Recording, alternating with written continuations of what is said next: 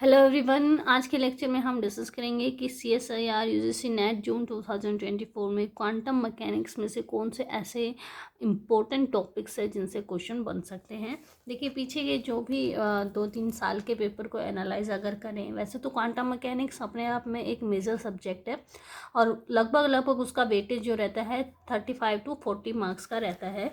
तो लेकिन उसमें से भी बहुत सारे यहाँ पे टॉपिक्स हैं। आपको कुछ 6-7 टॉपिक ऐसे हैं वो तो आपको कवर करने ही करने चाहिए और उनमें से एक टॉपिक आज हम डिस्कस करेंगे। हम कोशिश करेंगे कि सारे के सारे जो इम्पोर्टेंट टॉपिक्स हैं वो आपको प्रोवाइड करवाए जाएँ। तो देखिए, सबसे पहले सबसे मेन टॉपिक जो हमारा है वो है application of Schrodinger wave equation.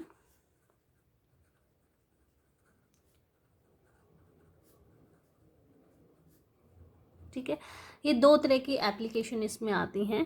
पहली एप्लीकेशन होती है कि आपको Vx जो है निकालना होता है और आपको Ψx जो है ये आपका गिवन होता है। ठीक है, Vx आपको डिटरमाइन करना है। यहाँ से भी एक आधी बार क्वेश्चन आ जाता है। दूसरी जो एप्लीकेशन होती है कि आपको जो Vx होता है वो गिवन होता है और आपको Ψx निकालना होता है कि वेव फंक्शन क्या है। जो दूसरी टाइप की प्रॉब्लम है, इससे क्वेश्चन बहुत आते हैं। इसमें कौन कौन से टॉपिक कवर होते हैं आपके, जैसे कि infinite potential well, finite potential well, potential step, और भी इस तरह के जितने भी प्रॉब्लम है वो सेकंड टाइप के एप्लीकेशन में कवर होते हैं। आज के लेक्चर में हम इसी को डिस्कस करेंगे कि कौन कौन से ऐसे सिस्टम है जिनमें Vx गिवन होता है और आपको Ψx निकालना होता है।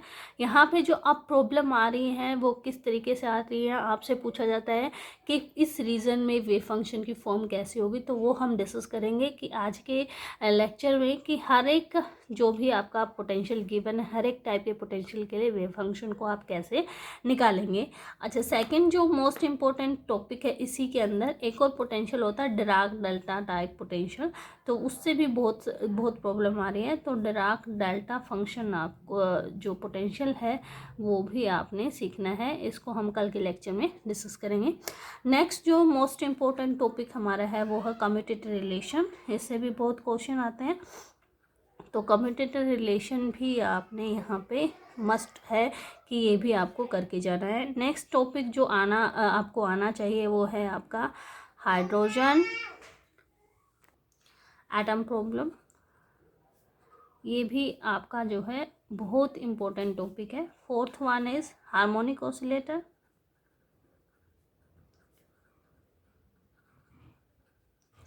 एंड नेक्स्ट फिफ्थ वन आपका हो जाएगा पर्टर्बेशन। पर्टर्बेशन में टाइम डिपेंडेंट भी इम्पोर्टेंट है, टाइम इंडिपेंडेंट भी। और इंडिपेंडेंट बहुत इंपॉर्टेंट है। आजकल जो क्वेश्चन आ रहे हैं वो टाइम डिपेंडेंट से आ रहे हैं। आजकल जो क्वेश्चन आ रहे हैं टाइम डिपेंडेंट से आ रहे हैं। तो टाइम डिपेंडेंट पहले होता था कि हम टाइम डिपेंडेंट को छोड़ देते थे, उससे क्वेश्चन नहीं आते थे, सिर्फ टाइम इंडिपेंडेंट पे जोड़ देते थे। बट आज के टाइम में अगर हम देखें, पिछले 2-3 साल के क्वेश्चन पेपर उठाएं तो टाइम डिपेंडेंट से आपके क्वेश्चन आ रहे हैं बहुत ज़्यादा। तो टाइम डिपेंडेंट पर्टर्बेशन थ्योरी भी आपको करके जानी है। और 6 जो है आपका होना चाहिए स्कैटरिंग थ्योरी। यहाँ से भी बहुत क्वेश्चन बन रहे हैं। ठीक है, तो स्कैटरिंग थ्योरी ये भी इम्पोर्टेंट टॉपिक है, ये भी आपको आना चाहिए। तो आज का लेक्चर आइए शुरू करते हैं कि application of Schrodinger wave equation में पहला जो टाइप का पोटेंशियल वो कौन सा है। तो पहला आपने पढ़ा होगा इनफाइनाइट पोटेंशियल वेल।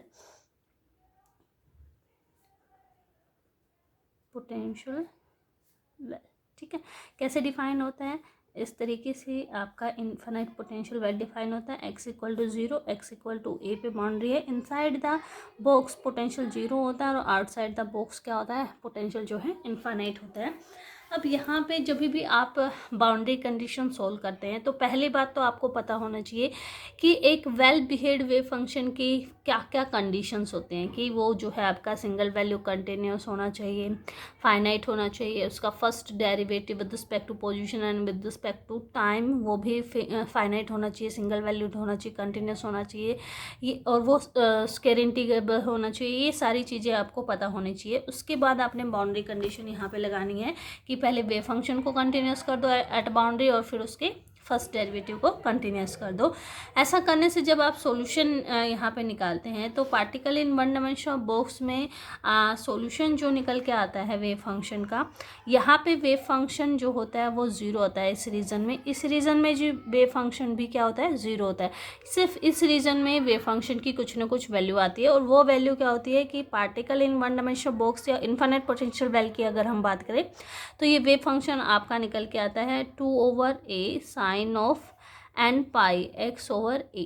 ठीक है, मोर जनरलाइज फॉर्म में अगर मैं इसको लिखूं तो आप लिख सकते हैं 2 जो भी उसकी विड्थ होगी, जैसे कि अभी यहाँ पे जो मैंने एग्जांपल ले रखा है उसमें विड्थ है इसलिए मैंने यहाँ पे a लिखा है, तो जो भी विड्थ हो a 0 to 2a तो वहाँ पे क्या आ जाएगा, 2a आ जाएगा at the place of a।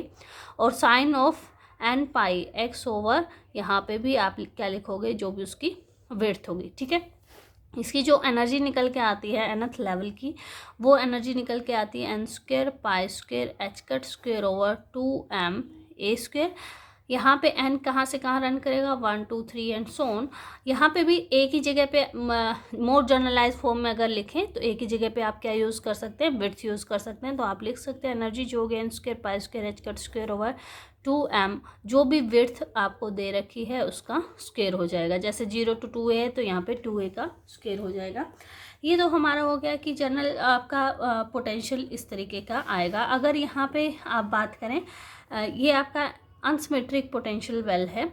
यहाँ पे अगर आप वेव फंक्शन की फॉर्म की बात करें तो वेव फंक्शन ऑसिलेटिंग टाइप होगा यहाँ पे, जैसे कि मैंने बताया कि यहाँ पे वेव फंक्शन 0 होगा और इनसाइड जो होगा वेव फंक्शन ऑसिलेटिंग टाइप होगा, क्योंकि साइन की फॉर्म वहाँ पे आ रही है। और आपको यहाँ पे एक बात ध्यान रखनी, कई बार यहाँ पर्टर्बेशन दे देते हैं बीच में, तो आपको ध्यान रखना है कि जहाँ पे पोटेंशियल होता है, पोटेंशियल जितना ज़्यादा हाई होगा पार्टिकल जो है वहाँ रहना पसंद नहीं करता, पार्टिकल वहाँ पे रहना पसंद नहीं करता। जैसे कि इसी केस में अगर देखें तो बाउंड्रीज़ के ऊपर जो हमारा पोटेंशियल है वो क्या है, इन्फानाइट, इसलिए पार्टिकल की वहाँ पे प्रोबेबिलिटी क्या होगी, 0 होगी, पार्टिकल वहाँ रहना पसंद नहीं करेगा। और ग्राउंड स्टेट का वेव फंक्शन ड्रॉ करें तो इस तरीके का आपका आता है। यहाँ पे फर्स्ट एक्साइटेड स्टेट का ड्रॉ करें तो यहाँ पे 0 और वेव फंक्शन की फॉर्म कुछ इस तरीके की होती है। तो आपको हमेशा ये ध्यान रखना है कि जहाँ पे भी आपका पोटेंशियल होगा, पोटेंशियल जितना ज़्यादा होगा पार्टिकल के होने की प्रोबेबिलिटी वहाँ पे उतनी ही कम होगी। फॉर एग्जांपल इसी में अगर मान लो आपको पर्टर्बेशन दे दी जाए, जैसे कि आपका पोटेंशियल इस तरीके से डिफाइन है, बाउंड्री पे इन्फानाइट है और इनसाइड कुछ विड्थ यहाँ पे है, सम मान लो v0 विड्थ यहाँ होगी x0 to x equal to a। ठीक है, और आपसे पूछा गया है कि ग्राउंड स्टेट वेव फंक्शन की फॉर्म कैसी होगी, तो आपको पता है कि इनिशियली अगर ये ना होता तो ग्राउंड स्टेट वेव फंक्शन की फॉर्म कुछ इस तरीके की होगी। ठीक है, ऐसी होती, बट क्योंकि अब यहाँ पे पोटेंशियल प्रेजेंट है, उसकी कुछ हाइट है, और जैसे कि मैंने बताया कि जहाँ पे पोटेंशियल होता है वहाँ पे पार्टिकल रहना पसंद नहीं करता, तो आपका ग्राउंड स्टेट वेव फंक्शन की फॉर्म यहाँ पे उसके पार्टिकल के प्रोबेबिलिटी कुछ डिक्रीज हो जाएगी और कुछ इस तरीके की आएगी। ठीक है, जितना ज़्यादा पोटेंशियल होगा यहाँ पे उतना ही ज़्यादा डीप आपको देखने को मिलेगा। इस तरीके से आप सोल्व कर सकते हैं। इसी को अगर आप कहें कि ये आपका सिमेट्रिक वेल अगर हो, सिमेट्रिक वेल का मतलब है वो जो पोटेंशियल है वो -a से -a/2 टू +a/2 तक आपने डिफाइन किया है, सेंटर 0 है, ये सिमेट्रिक हो गया आपका। अब इस केस में आपका जो वेव फंक्शन है वो क्या आएगा, तो साई n जो यहाँ पे आता है वो आता है √2/a cos of n pi x over a, किसके लिए, वन n इज़ 1 3 एंड 5 सोन, यानी ओड वैल्यू वगैरह है। और साइन n आता है 2/a sine of n pi x over a, इसके लिए जब n आपका इवन नंबर है। ठीक है, एंड सो। ठीक है, मोर जनरलाइज फॉर्म में अगर हम लिखें तो सिमेट्रिक पोटेंशियल वेल का जो वेव फंक्शन आता है वो आता है 2/a साइन ऑफ, देखिए अनसिमेट्रिक के कंपैरिजन में सिमेट्रिक क्या हो गया, a/2 से शिफ्ट हो गया, तो आप इसको इस तरीके से लिख सकते हैं n पाई ओवर a, और x जो शिफ्ट हुआ है वो a/2 से हुआ है तो x प्लस a/2, और यहाँ पे n की वैल्यू क्या हो जाएंगी, 1 2 3 एंड सोन, सारी वैल्यू यहाँ पे पॉसिबल होंगी। एनर्जी सेम रहती है, एनर्जी क्या होती है यहाँ पे n² पाई स्क्वेयर h² ओवर 2ma², ठीक है। तो अब यहाँ पे जो क्वेश्चन आते हैं CSIR नेट में, वहाँ पे वेव फंक्शन की फॉर्म के क्वेश्चन आते हैं। तो जैसे कि मैंने आपको बताया कि जहाँ पे पोटेंशियल इनफाइनाइट रहेगा वहाँ पे वेव फंक्शन 0, उसकी पार्टिकल के होने की प्रोबेबिलिटी 0, और जितना ज़्यादा वेव फंक्शन की हाइट होगी वहाँ पे उतनी ही डीप आपको देखने को मिलेगी वेव फंक्शन में जो है, यानी वहाँ पे पार्टिकल के होने की प्रोबेबिलिटी क्या हो जाती है, डिक्रीज हो जाती है। तो इस कंसेप्ट को लगा के आप किसी भी पोटेंशियल में वेव फंक्शन वहाँ पे ड्रॉ कर सकते हैं। तो नेक्स्ट जो आपका पोटेंशियल डिफाइन होता है वो होता है पोटेंशियल स्टेप। पोटेंशियल स्टेप का क्या है, अगर आप पोटेंशियल देखें तो x=0 पे आपका Vx इस रीजन में 0 होता है और इस रीजन में उसकी कुछ हाइट होती है, मान लो V0 हाइट है।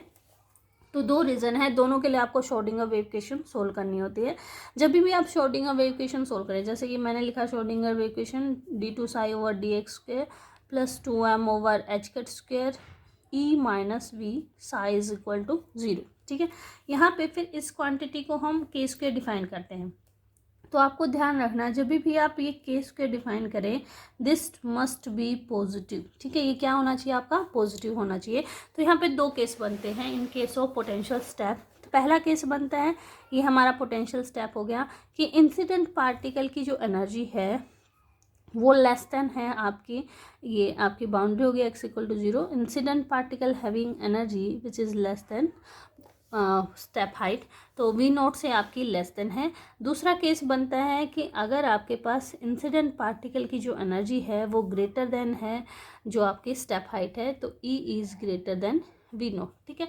दोनों केस के लिए आपको ड्रॉ करना है कि वेव फंक्शन की फॉर्म कैसी होगी। तो आइए ड्रॉ करते हैं। यह हमारी होगी बाउंड्री x=0 पे, यहाँ पे भी ये होगी हमारी बाउंड्री x=0 पे। दो रीज़न हमारे बन गए, फर्स्ट एंड सेकेंड रीज़न। यहाँ पे भी फर्स्ट एंड सेकेंड रीज़न। यहाँ पे अगर हम देखें श्रोडिंगर वेव इक्वेशन में E is less then V0, तो यहाँ पे क्या आ रहा है E-v and E is less then क्या आ गया हमारा V0 आ गया। तो यहाँ पे लेस देन के केस के लिए अगर आप डिफाइन करें, बट यहाँ पे V क्या है आपका, V जो है 0 है फर्स्ट रीजन में, ये ध्यान रखना भूलिए मैं, V इज 0 डिफाइन किया है हमने फर्स्ट रीजन में। तो इक्वेशन में क्या रह जाएगा 2me/h², तो k1² k पॉजिटिव ही रहेगा। तो यहाँ पे जो आपका सॉल्यूशन आता है वो ऑसिलेटिंग टाइप आता है, तो यहाँ पे हमने इसको बना दिया है ऑसिलेटिंग टाइप, ठीक है। ऑसिलेटिंग टाइप का मतलब है इसका सॉल्यूशन आएगा सम a k1x + b k1x, और यहाँ पे जो k1² होगा वो होगा 2me/h² के इक्वल, ठीक है। उसके बाद सेकंड रीज़न की अगर हम बात करें, तो सेकंड रीज़न में जो ये टर्म आएगी आपकी E-v0, क्योंकि यहाँ पे v0 कुछ वैल्यू होगी जो कि आप यहाँ पे पॉजिटिव वैल्यू है और v0 जो है ग्रेटर होगा E से, तो ये नेगेटिव टर्म आ जाएगी। तो यहाँ पे आपका वेव फंक्शन जो आएगा वो डिकेइंग वेव फंक्शन आएगा, डिकेइंग टाइप वेव फंक्शन आएगा, और वहाँ पे जो k2² आप डिफाइन करोगे वो आपका होगा -2m/h² E-v0, क्योंकि आपको पॉजिटिव क्वांटिटी डिफाइन करनी थी, ये क्वांटिटी नेगेटिव है, तो ये यहाँ पे एक और नेगेटिव लग जाएगा, तो वो ओवरऑल क्या हो जाएगी आपकी पॉजिटिव क्वांटिटी हो जाएगी। डिकेइंग वेव फंक्शन टाइप आएगा आपका इस तरीके से। और अगर आप इस वेव फंक्शन को लिखें इस रीजन में, मान लो कि कांस्टेंट आपका C है, तो वो आ जाएगा e⁻−k2x, इस तरीके से आएगा। जो ऑसिलेटिंग टाइप सॉल्यूशन होते हैं उसमें e⁻i यानी वेव की फॉर्म आती है, डिकेइंग में आइटा नहीं आता, e⁻−k2 यानी आइटा नहीं लगाया। तो यहाँ पे जो वैसे दो टर्म आएंगे मैथमेटिकली, इसको सोल्व करें तो +d⁻k2x भी आएगा, क्योंकि आपका reason 0 to up to infinity है। तो इस रीज़न में आपको एक वेल बिहेव वेव फंक्शन लेना है। जो पॉजिटिव वाली टर्म है उसमें अगर +∞ पुट करें तो वो इन्फिनिटी टेंड कर जाती है, इसलिए उस कोफिशिएंट को हम 0 कर देते हैं और सिर्फ यहाँ पे क्या रह जाता है C e⁻−k2x। अगर आप बात करें हैं E>0 के केस की, तो E>v0 के केस में क्या होगा, ये तो सेम ही रहेगा आपका। यहाँ पे वेव फंक्शन क्या रहेगा, ऑसिलेटिंग टाइप ही रहेगा। जैसे ही आप इस रीजन में आते हैं, यहाँ पे जो आपकी वैल्यू हो जाती है k1, जो आपका यहाँ पे डिफाइन वो सेम ही रहेगा। पहला सॉल्यूशन तो e⁻i k1x + b⁻−i k1x, और k1 की वैल्यू क्या रहेगी यहाँ पे, k1 square is equal to 2m e ओवर एच कट स्क्वायर। इस रीजन में अगर हम बात करें तो यहाँ पे आपका क्या हो जाएगा, e माइनस वी नोट, जो आपका k2 स्क्वायर डिफाइन होगा वो हो जाएगा 2m ओवर H cut square e minus V naught, और ये पॉजिटिव टर्म है, ठीक है, तो आगे नेगेटिव लगाने की जरूरत नहीं है। तो यहाँ पे आपका जो वेव फंक्शन रहेगा वो ऑसिलेटिंग ही रहेगा। यहाँ पे एम्पलीट्यूड में कुछ चेंज आ जाएगा और वेवलेंथ जो है वो क्या हो जाएगी, लार्ज हो जाएगी कंपेरेबल टू, क्योंकि यहाँ पे ये वैल्यू क्या होगी, कम होगी, और के क्या करता है, लैम्डा के साथ इन्वर्सली वेरी करता है। तो ये वैल्यू कम होने की वजह से वेवलेंथ क्या हो जाएगी, वहाँ पे इंक्रीज हो जाएगी। इस तरीके से आप यहाँ पे ड्रॉ कर सकते हैं वेव फंक्शन को। और यहाँ पे इस वेव फंक्शन की वैल्यू जो आएगी e raise to some constant e raise पर आयटा k2x आएगी, ठीक है। नेक्स्ट क्यों नहीं लिखा आपने, ये क्यों नहीं लिखा plus D raise to minus k2x, क्योंकि आगे कोई बाउंड्री नहीं है। ये किसको बता रही है, फॉरवर्ड वेव को बता रही है, जो कि पॉजिटिव एक्स डायरेक्शन में जा रही है। नेक्स्ट जो टर्म होगी D raise to minus iota k2x, वो बता रही है कि कोई वेव नेगेटिव डायरेक्शन में जा रही है, क्योंकि इस रीजन में कोई बाउंड्री नहीं है जिससे कि वो रिफ्लेक्ट बैक होकर आए, इसलिए हम डी कोफिशिएंट को यहाँ पे क्या कर देते हैं, 0 कर देते हैं। अगर आप इसी का देखते हैं कि ये तो आपका साई एक्स का फॉर्म हो गया। अगर आप साई मोड स्क्वायर का देखें तो यहाँ पे लाइन जो हो जाएगी आपकी स्ट्रेट लाइन हो जाएगी। देखिए साई मोड एक्स को हम ड्रॉ कर, साई मोड एक्स के लिए ग्राफ इस तरीके से हो जाएगा, ऑसिलेटिंग यहाँ तो, और यहाँ decay, this is represent Sai mode square, और यहाँ अगर हम रिप्रेजेंट करें तो ऑसिलेटिंग ही रहेगा, और जैसे ही हम यहाँ पे पहुँचते हैं तो ये क्या हो जाएगा, स्ट्रेट लाइन। ये साई मोड स्क्वायर को बता रहा है, क्योंकि इसी को इसकी कॉम्प्लेक्स कॉन्जुगेट यानी c into c star raised by iota k2x raised by minus iota k2x ये मल्टीप्लाई करें तो सी मोड स्क्वायर वैल्यू रह जाती है, जो कि कॉन्स्टेंट वैल्यू है। तो साइन मोड स्क्वायर की रिप्रेजेंटेशन इस तरीके से आएगी, ठीक है। तो नेक्स्ट देखते हैं यहाँ पे, नेक्स्ट जो हमारा टॉपिक वो है पोटेंशियल बैरियर।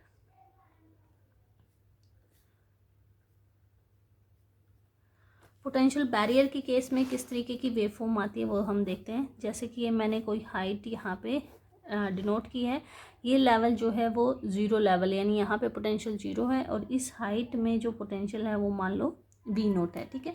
तो यहाँ पे भी 2 केस बनेंगे। पहला केस हो सकता है कि पार्टिकल के पास जो एनर्जी है वो ग्रेटर देन वी नोट है, और दूसरा केस जो हमारे पास हो सकता है कि पार्टिकल के पास जो एनर्जी है वो क्या है, लेस देन वी नोट है। यहाँ पे E is less than V naught, ठीक है। तो दोनों के केस में आपको वेव फंक्शन यहाँ पे ड्रॉ करना है कि वेव फंक्शन जो होगा वो किस फॉर्म का होगा। ये मैंने बाउंड्री यहाँ पे ड्रॉ कर दी, सिमिलर मैनर में यहाँ पे बाउंड्री हमने ड्रॉ कर दी, ठीक है।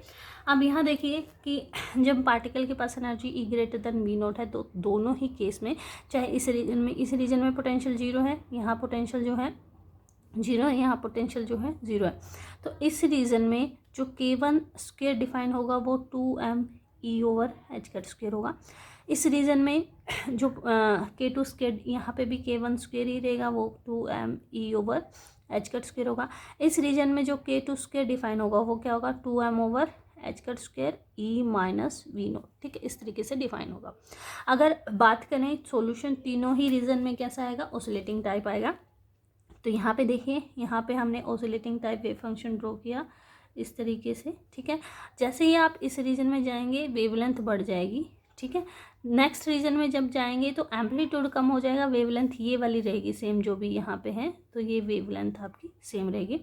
अगर आप सॉल्यूशन की बात करें तो ऑसिलेटिंग लिखा है रेज पर iota k1x plus b raise पर माइनस आयटा k1x। यहाँ सॉल्यूशन जो आपका रहेगा वो c रेज पर iota k2x plus D raise पर माइनस आयटा k2x होगा। यहाँ जो सॉल्यूशन होगा वो ई रेज पर आयटा k1x होगा, ठीक है। इसको समझते हैं, ये क्या रिप्रेजेंट कर रहा है, ये रिप्रेजेंट कर रहा है एक इंसिडेंट वेव जो कि पॉजिटिव एक्स डायरेक्शन में जा रही है। ये रिप्रेजेंट कर रहा है रिफ्लेक्टेड एट बाउंड्री, जो भी इनिशियल बाउंड्री मान लो x इक्वल टू 0 पे है, ये x इक्वल टू a पे है, तो x इक्वल टू 0 से वेव रिफ्लेक्ट बैक होकर नेगेटिव एक्स डायरेक्शन में जा रही है। ये रिप्रेजेंट कर रहा है कि सेकेंड रीजन में फॉरवर्ड वेव जो कि पॉजिटिव एक्स डायरेक्शन की तरफ जा रही है। ये रिप्रेजेंट कर रहा है बैकवर्ड वेव जो कि नेगेटिव एक्स डायरेक्शन की तरफ जा रही है। ये रिप्रेजेंट कर रहा है एक ट्रांसमिटेड वेव जो कि पॉजिटिव एक्स डायरेक्शन की तरफ जा रही है। इसके साथ जो f कोएफिशिएंट होगा वो 0 हो जाता है, चूंकि f e raise to minus iota k1x जो रिप्रेजेंट कर रहा है एक वेव नेगेटिव एक्स डायरेक्शन में जाती हुई, क्योंकि थर्ड रीजन में ऐसी कोई बाउंड्री नहीं है जिससे वेव रिफ्लेक्ट बैक होकर नेगेटिव डायरेक्शन में जाए, इसलिए हम f कोएफिशिएंट को क्या कर देते हैं, 0 कर देते हैं। अब देखिए नेक्स्ट वेव फंक्शन अगर हम ड्रॉ करें for E less than V naught के लिए, जिसको आप टनलिंग भी बोलते हैं, बहुत इंपॉर्टेंट कंसेप्ट ये यहाँ पे है। तो अगेन यहाँ पे जो आपका k1 स्क्वेयर डिफाइन होता है, k1 स्क्वेयर इस रीजन के लिए 2m E over H cut square ही होता है। तो यहाँ पे भी k1 स्क्वेयर ही होगा क्योंकि पोटेंशियल 0 है, 2m E over H cut square.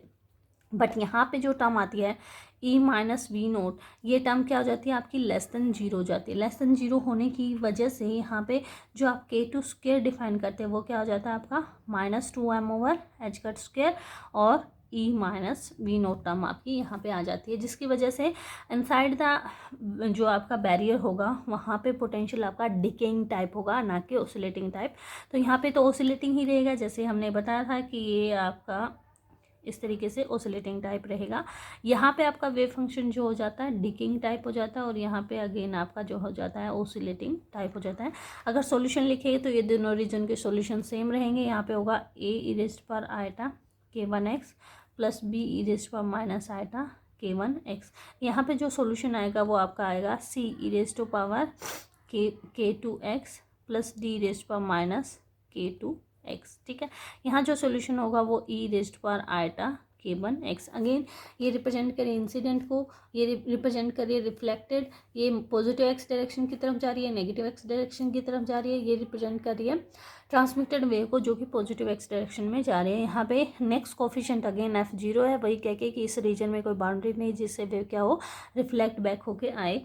यहाँ पे ये दोनों डिकेइंग वेव फंक्शन को रिप्रेजेंट करें, यहाँ पे दोनों कोफिशिएंट आएंगे क्योंकि बाउंड्री जो है आपकी वो क्या है फाइनाइट। तो इस रीजन में दोनों ही वेव फंक्शन जो आपके फाइनाइट वैल्यू देते हैं, इसलिए यहाँ पे कोई कोफिशिएंट जीरो नहीं होगा। जैसे कि आपने यहाँ पे एक कोफिशिएंट को जीरो कर दिया था, ये क्या है कि यहाँ पे डी कोफिशिएंट जीरो कर दिया था, क्योंकि आप जो ये वैल्यू लिखे d⁻k2x, तो ये वैल्यू जो हो जाती है इन्फानाइट को टेंड कर जाती है। जब आप x क्या पुट करते हैं यहाँ पे इन्फिनिटी पुट करते हैं, तो आप इस कोफिशिएंट को क्या कर देते हैं जीरो कर देते हैं। यहाँ पे ऐसा कुछ नहीं होगा, ये दोनों कोफिशिएंट यहाँ पे लाई करेंगे। ठीक है, नेक्स्ट हम बात करते हैं पोटेंशियल वेल की। फाइनाइट पोटेंशियल वेल की अगर आप बात करें, इनफाइनाइट पोटेंशियल वेल हम पढ़ चुके हैं। फाइनाइट पोटेंशियल वेल की अगर आप बात करें तो इसके लिए अगेन वही सेम आपके दो आपके वेव फंक्शन रहेंगे। एक केस रहेगा यहाँ पे इस लेवल को हम डिफाइन करते हैं v=0 लेवल, और इसमें एक डेप्थ है जहाँ पे डेप्थ जो है पोटेंशियल -v0 डिफाइन है, यहाँ पे 0 डिफाइन है और यहाँ पे 0 डिफाइन है। यहाँ पे जो केस होगा e>0 का, क्योंकि इस बैरियर हाइट से हम ज़्यादा कह रहे हैं e>0। और जो दूसरा केस यहाँ पे हम लेके चलेंगे, ये आपका पोटेंशियल वेल हो गया, और यहाँ पे आपका कोई एनर्जी लाई करती है विच इज़ लेस देन 0। तो दो केस होंगे। जब भी आपकी energy less than barrier height या लेस देन वेल हाइट है, तो वहाँ पे आप इसको कहते हैं बाउंड स्टेट। ये आपकी बाउंड स्टेट होती है, ये वाली आपकी क्या होती है स्कैटरिंग स्टेट होती है। तो इसका सॉल्यूशन अगर हम देखें किस तरीके का आएगा, अगेन आपकी बाउंड्री 0 a पे मान लो डिफाइन है, तो ये दो बाउंड्री हमने डिफाइन कर दी। तो यहाँ पे क्योंकि जो k1 स्क्वेयर यहाँ पे डिफाइन होगा, पोटेंशियल 0 है, तो k1 स्क्वेयर आपका 2m e/h² होगा विद पॉजिटिव साइन, क्योंकि e जो है > 0। ठीक है, यहाँ पे भी k1 स्क्वेयर जो डिफाइन होगा 2m e/h² होगा। यहाँ पे जो k2 स्क्वेयर डिफाइन होगा वो होगा 2m/h² e प्लस v0। देखिए e > 0 है, यहाँ पे प्लस साइन लगे गया, तो ये भी > 0, तो ओवरऑल > 0 है, तो पॉजिटिव साइन होगा यहाँ पे। अगेन तीनों रीजन में जो आपका सॉल्यूशन होगा वो ओसिलेटिंग टाइप। यहाँ पे इस रीजन में ओसिलेटिंग वेव फंक्शन हमने ड्रॉ कर दिया इस तरीके से। अगेन इस रीजन में वेवलेंथ बढ़ जाएगी, ठीक है, और यहाँ पे भी आपका जो वेव फंक्शन होगा ओसिलेटिंग टाइप होगा। अगेन वही सेम जैसे आपने पोटेंशियल बैरियर में किया था e⁻ k1x plus b⁻ k1x, यहाँ पे c⁻ k2x plus d⁻ k2x, यहाँ पे e⁻ k1x। इस तरीके से होगा सॉल्यूशन। यहाँ पे देखिए जो ये टर्म इंसिडेंट होगी, रिफ्लेक्टेड होगी, ये आपकी फॉरवर्ड और रिफ्लेक्टेड होगी, बैकवर्ड होगी, और ये क्या होगी आपकी ट्रांसमिटेड होगी, जैसे कि आपने बैरियर में कहा किया था। सिर्फ डिफरेंस वहाँ पे क्या था, वहाँ पे k2 e माइनस v0 था, और यहाँ पे क्या है e प्लस v0 है। अगर आप बात करें कि बाउंड स्टेट की, m n e is less than 0, तो इस केस में आपकी जो सॉल्यूशन आता है वो इस तरीके से आता है कि फर्स्ट रीजन में आपका जो K1 डिफाइन होता है K1 स्क्वेयर वो आगा -2m/e/h², क्योंकि E नेगेटिव हो जाता है उसके सामने आपने नेगेटिव साइन लगा दिया तो ओवरऑल टर्म क्या होगी, पॉजिटिव।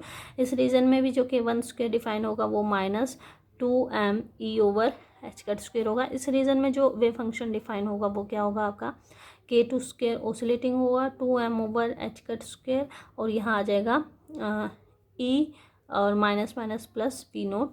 जैसे कि मैग्नीट्यूड में अगर बात करें तो ई जो है इस हाइट से क्या है, कम है, तो ये ओवरऑल टर्म पॉजिटिव है, इसमें नेगेटिव लगाने की जरूरत नहीं है आपको। तो जो आपका सॉल्यूशन आता है वो यहाँ डिकिंग टाइप, यहाँ डिकिंग टाइप, और बीच में आपका जो वेव फंक्शन होता है वो कैसा होता है, ओसिलेटिंग टाइप होता है। अगर मैं यहाँ पे नोटेशन दूँ तो ये सॉल्यूशन होगा a e⁻⁻ K1x, यहाँ सॉल्यूशन होगा सम d⁻⁻ K1x, और अंदर जो सॉल्यूशन होगा वो b⁻⁻ K2x plus c⁻⁻ K2x। ये फॉरवर्ड, ये बैकवर्ड वेव है, और ये दोनों किसको रिप्रेजेंट करें, डिकिंग वेव फंक्शन को रिप्रेजेंट करें। यहाँ पे जो नेगेटिव वाला कोएफिशिएंट है वो 0 हो जाएगा, क्योंकि ये नेगेटिव रीजन है। ये आपका 0 से -∞, यानी इसमें -∞ पुट करते हैं तो इन्फिनिटी जाता है, इसलिए यहाँ पे इसको 0 कर दिया कोएफिशिएंट को। और इस रीजन में जो कि a से इन्फिनिटी है, यानी इसमें अगर पॉजिटिव इन्फिनाइट पुट कर दें तो ये इन्फाइनाइट हो जाता है, और इस रीजन में इस कोएफिशिएंट को 0 कर दिया। तो इस तरीके से आप देख लें कि कौन से रीजन में आपका फाइनाइट आपने वेव फंक्शन बनाना है। तो ये सारी जितने भी आपकी एप्लीकेशन थी वो मैंने डिस्कस कर लिए हैं।